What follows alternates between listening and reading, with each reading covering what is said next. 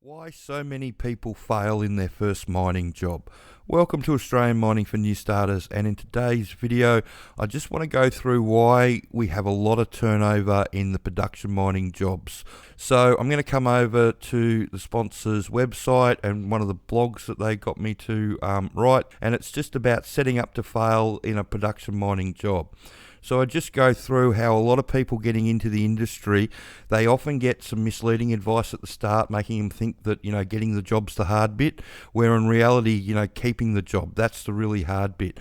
And I often liken it, people talk about, taking a knife to a gunfight. Well, if you go into one of these production mining jobs, like in an underground truck roll or a nipper or a surface offsider, or even to an extent in some of the pits around the country that are doing copper and gold and the other base metals, then there is a lot of turnover and a lot of people that they don't last very long, unfortunately. So it's like being sent to a gunfight with a spoon. So anyway, the way it works is that, and I'm not having a go at any of the companies or anything like that. All the companies and the people in it try their very best. It's just the way the system's set up and the way the employers have to organise themselves, because they have to issue their own on-site equipment tickets and on-site procedures. It means that there's no schools that you can go to. The sponsor's one of the few training facilities around the country that you can actually get some training where you can learn how the actual mine works, so you know exactly what you're getting yourself into. And it makes a huge difference, because I'm going to use underground as an example because, like everybody knows, that's my wheelhouse. But yeah, when they pick up new starters, unfortunately with the underground hard rock mines around the country, and it's not just one employer, it's all the employers, they end up turning over more than 50% of those new starters. And the reason is that people just don't have any idea of what they're getting themselves into. And often when they get to site, they have a good proportion of people put up their hand in the first 3 days and say, thanks but no thanks, this isn't what I thought mining was.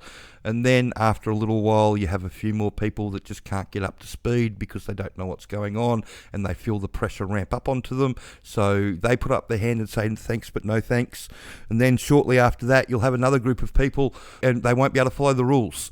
They want to reinvent everything and they can't follow basic instructions. So those people get tapped on the shoulder and they get asked to leave. And then lastly are the people that are struggling to make it. And unfortunately, if you can't get up to speed in a reasonable amount of time, then the employer has got no choice but to tap you on the shoulder and say thanks but no thanks. So, there's lots of things that can go wrong on the way through that leads to all those scenarios. And basically what we reduced it down to as a group of supervisors back in the day is that the more you know about how the mine works and what everybody does in it, the easier it is for you to find your feet when you get to site. And that's basically the way we operated with it. It doesn't take very long to find the jobs. You only have to type underground into Seek and you'll see all the jobs come up. There's literally thousands of them and they're all over the country. This is the map that we use this one's got loaded in gold mines and all the base metal mines, digging up everything that's going into a battery these days. And the majority of these mines are hard rock underground.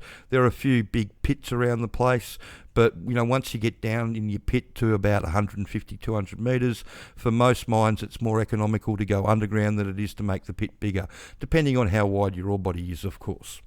So it just depends on what you want to do, but preparing yourself for getting into the industry is the best way to make sure that you don't fail. And I'm going to use the sponsor's training as an example. So I'm going to come over, and this is my account, and I'm in as the mining coach, and we're just going to go down to the basic mine site operation and click on that. And then we're going to have a look at module 2. So we're going to expand that and we're going to click on ground support. And so this is the page on ground support. And as you can see, it goes through all the different types of ground support, mesh, how we install the ground support, how we put the shotcrete in, how the nipper puts the bolt on the end of the boom, chemical bolts, cable bolts, shotcrete, mesh, drill patterns for the cross cut for the cable bolts. It goes into everything. And the more you know, the easier it is to get yourself a job. Doesn't take long for people to get into the industry. Like, to get a job, most people, especially around Perth, if you want one as an underground truck driver, you only need a manual car licence, a 1 day working at heights, a senior first aid, and you're pretty much away. There's that many people looking for truck drivers. But chances are that you'll be spat out within 6 weeks to 8 weeks, because they do unfortunately turn over more than 50%. And if you can't get up to speed in time, don't kid yourself. They've got no problem tapping you on the shoulder. The issue is with the difference between a traineeship, a 12-month traineeship on the surface, to an underground job, is that with the underground it's entry level, so they want you up to speed as quickly as possible. And with that 12-month traineeship, those surface trucks, they're just training, they're training trucks. They're not really counting them as part of production, so they're writing that off, and they can just pull off to one side and let everybody else go past, and it doesn't really mess with production. The only way it would mess with production is if they spent a lot of time underneath the digger and trucks got backed up. But with hard rock underground, if you slow up the decline or you slow down or wherever, you can pull off an empty truck off the decline fairly easily, and it's looked on, as something that's normal to do. A loaded truck coming up, it's frowned upon to pull a loaded truck off the decline for a whole heap of reasons. It's frowned upon. But you don't want to be doing that. And that means that when you go in as an entry-level truck driver and you're the slowest one in the crew, that means that, everybody's probably going to be backed up behind you all day, and however many loads you get is however many loads everybody else gets. So you can end up costing the company a significant amount of money if you don't get up to speed quick enough. And the issue is, like everything else, and I keep on telling people all the time, and you'll hear me say this a lot, is it only takes a couple of weeks to teach you how to drive the underground truck. They're articulated, it's all point and shoot, there's not a big deal on teaching you that. Very few people fail to learn how to drive the underground truck. The issue is learning enough about how the mine works so they can leave you alone in the truck to drive the truck by yourself. If you can't be left alone to get on with whatever job you've been left to do in the mine, then you don't have a job. And the scenarios why people fail in that situation is that they front load you with all the information about how the mine works in your first week on site normally, or your first couple of weeks that you work for the company down here in Perth. Some of the companies do a 9-day induction now here in Perth before they send you out to site. So in that 9 days, they're going to teach you how the mine works, and you're going to sign a whole heap of paperwork, and you're going to sign your life away. And I can guarantee you, if they fronted you in a week's time and asked you the same stuff, you'd be lucky to retain 50% of it. And that becomes a huge problem after they teach you how to drive the truck, because they expected you to retain all that information. So if you don't know what's going on, you're left with the situation of trying to glean this information off somebody else off the crew, or you have to go back upstairs and tell the trainers and the shift boss and all that sort of stuff you don't know what's going on. And that is not a good look. That's not going to help you succeed in the job. They give you an opportunity to ask questions at the start, and that's the other thing that they don't talk about a lot, is that they say there's no silly questions, which there aren't.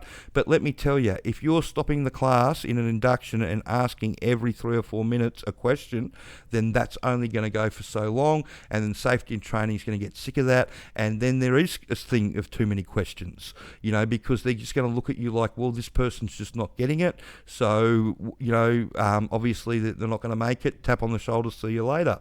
Because the other thing is that if you spend all day talking, you don't get through the induction.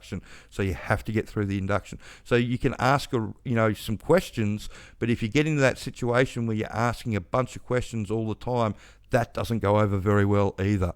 Okay, so many a time I've been sitting in the shift boss's office when I've had the frustrated safety and training person come in, throw their hands in the air and say, holy shit, this person just does not get it, for whatever reason. I don't think we've got a winner here. And that's enough to be put through the crew that you probably won't succeed, so nobody's going to spend any time with you. Any flippant remarks like that from anybody above, saying you asked a bunch of questions or you did something silly like that, is more than enough for it to ripple through the crew. And why are you going to waste your time on somebody that's not going to fail, that's probably going to fail anyway?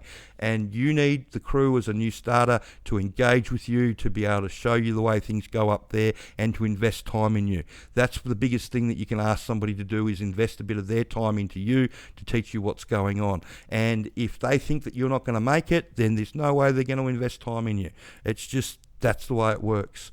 And it just runs on from there, and there's so many different permutations and different ways that it go, and that I've seen it go over the years, the way that people fail. Cardinal rules they break. They don't understand the cardinal rules, they break cardinal rules. They end up working with other people that break rules, and because the person that is a long-term employee broke the rule, they only get a written warning. But because you're on probation as a new entry-level person, you'll get the sack, you'll get a window seat. And that happens a lot more than people think.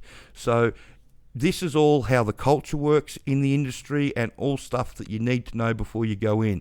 And that's, again, one of the good things about the training that got written back in the day. It's not just how things work, it's also the culture. So it's somebody from the floor explaining to you how this shit works and what everybody does, the pecking order, how it all works, what's going to get you into trouble, what gets people sacked, the same stupid mistakes people make over and over again, like opening up their mouths in a safety meeting. I don't know how many people I have seen botch their career because they think they're doing the right thing. Instead of reporting the thing that they want to do about safety there and then, they wait for the safety meeting the next day and they report it there. Not only have you broken the rules by not reporting the incident straight away, but you've also hung your shift boss out to dry, because they're supposed to know about shit like that before you bring it up in a safety meeting. And, you've just made the crew look stupid as well. So I don't know how many people, thinking that they're doing the right thing by saving their safety thing to the meeting, get confronted with, why didn't you fix it? Why didn't you notify somebody? Is this incident still like that? Why hasn't that been corrected yet? And then they can't understand why 5 days later they're packing their room up and going home. It's simple shit like that that people don't understand and they don't get. And you need to know that before you go. Otherwise, you're going to have a very brief time. Because if you go back through all the job hunt videos that I do, this video blog page has got all these job hunt videos on there and the information videos as well. But if you go back through these job hunt videos, it's all the same employers looking for the same people over and over again, because they get a bunch of people in. If they get 10 people in, they might get 2 or 3 people that make it. The rest get tossed, and they either put their hand up and quit, or they get tapped on the shoulder, one of the two, and then the next lot come through. And you talk to anybody within the industry, they'll all tell you the same thing. It's a huge turnover of people. I've talked to a few people in iron ore. It's not quite as bad as that, but there still is a substantial turnover of people not understanding what's going on around them and not having a clue about what's happening and getting turned over that way. So it's not just hard rock underground and exploration. While they do have the most turnover, you still get turnover in the other areas of the industry, but not quite as severe. So you can have a look at all those videos there. There's a lot of good information there on how to get in and how the industry works, and you can look at those job hunt videos as well. So I hope you found that information helpful. And like I said, there's a lot of things that can go wrong when you first get into the industry. You got to remember that a lot of it becomes sink or swim training, and you only get one shot at it. And the other big thing that nobody tells you either is that if you don't make it past that 6-month mark, then it's really hard to get yourself a second job. So I hope you found that information helpful, and if you could share this information around, like the video, like the channel, and have a great day. Thanks.